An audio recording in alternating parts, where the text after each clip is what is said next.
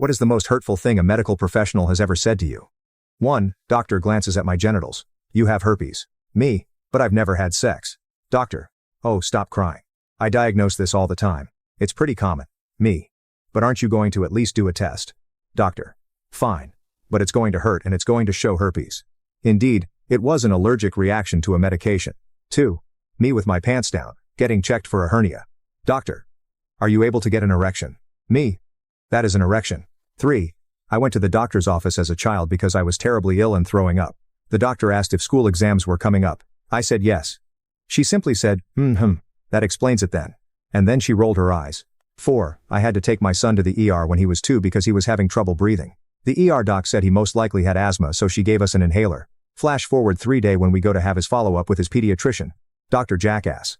So, he saw this ER doctor once in his life and you trusted her to make a lifelong determination that your son has asthma. That's pretty ridiculous. 6 months later, after 3 more ER visits with my son being unable to breathe. Dr. Jackass. It looks like I owe you an apology. It turns out your son quite likely does have asthma. 3. Not to me, but to my mom.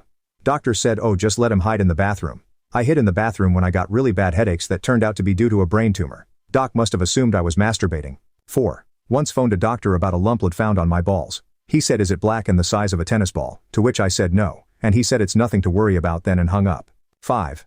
Me when I was 9, about to go under anesthesia for the first time ever for oral surgery and being extremely scared. Nurse. You need to grow up. I've had kids half your age not be as much a scaredy cat as you. 6. You can't be in that much pain. You must have more energy than that. Turns out the lining of my nerves was being destroyed. I was becoming paralyzed, painfully.